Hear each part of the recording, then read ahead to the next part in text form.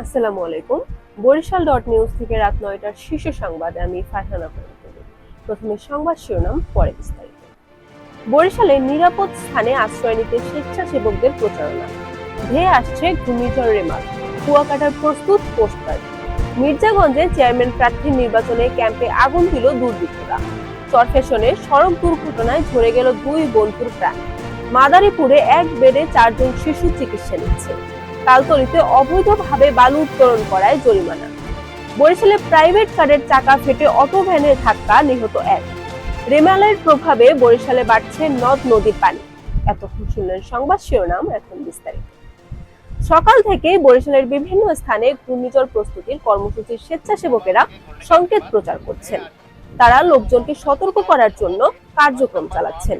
বরিশাল নগরের নদী তীরের বাসিন্দাদের নিরাপদে আশ্রয় নেওয়ার জন্য প্রচার চালানো হচ্ছে। বঙ্গোপসাগরে সৃষ্ট গভীর নিম্নচাপটি ক্রমান্বয়ে ঘূর্ণিঝড় রেমালে পরিণত হচ্ছে।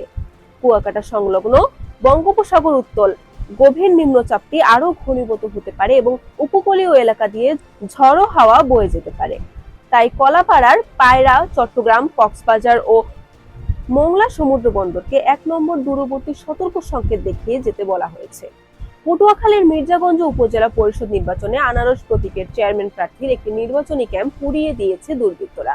শনিবার ভোরে উপজেলার মির্জাগঞ্জ ইউনিয়নের আন্দুয়া গ্রামে এই ঘটনা ঘটে।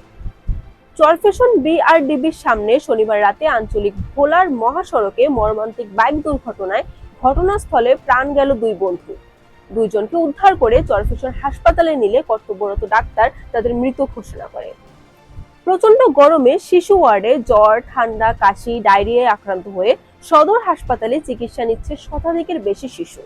হাসপাতালের শিশু ওয়ার্ডের বেডের সংখ্যা কম থাকায় একটি বেডে একজনের পরিবর্তে থাকছে 4 জন শিশু। অনেকে আবার বেড না পেয়ে হাসপাতালের মেঝেতে থেকে চিকিৎসা নিচ্ছে। এতে হাসপাতালের চিকিৎসা সেবা নিতে আসা শিশু ও অভিভাবকরা পড়ছে চরম ভোগান্তিতে। বরগুনার তালতলিতে উপজেলা প্রশাসনের সাথে চুক্তির শর্ত ভঙ্গ করে নিদ্রা খালের মোহনা থেকে অবৈধভাবে বালু উত্তোলনের দায়ে এক ব্যক্তিকে 60,000 টাকা জরিমানা করেছেন ভ্রাম্যমাণ আদালত। শনিবার সকাল 10:30টার দিকে উপজেলা নির্বাহী অফিসার ও নির্বাহী ম্যাজিস্ট্রেট সিফাত আনোয়ার টুম্পা অর্থদণ্ড দেন। বরিশালের উজিরপুর উপজেলায় চাকা ফেটে নিয়ন্ত্রণ হারানো প্রাইভেট কারের ধাক্কায় ব্যাটারি চালিত ভ্যানের এক যাত্রী নিহত হয়েছেন। আহত হয়েছেন ভ্যানের চালক সহ 3 জন। বৃহস্পতিবার সকালে বরিশাল ঢাকা মহাসড়কের উজিরপুরের নতুন শিকারপুর এলাকায় এই দুর্ঘটনা ঘটে। ঘূর্ণিঝড় রেমালের প্রভাবে বরিশাল বিভাগের 9টি নদীর পানি বাড়তে শুরু করেছে। তবে আবহাওয়ার পূর্বাভাসে বলেছে দুপুর 3টা নাগাদ পায়রা সমুদ্র বন্দর থেকে 425 কিলোমিটার দক্ষিণে অবস্থান করছে গভীর নিম্নচাপটি। এটি ঘূর্ণিঝড়ের রূপ নিয়ে বরিশাল, খুলনার উপকূলে আঘাত হানবে। তবে বরিশালের উপকূলে এখনো বড় কোনো প্রভাব পড়েনি ঘূর্ণিঝড়ের। বরিশাল.নিউজ।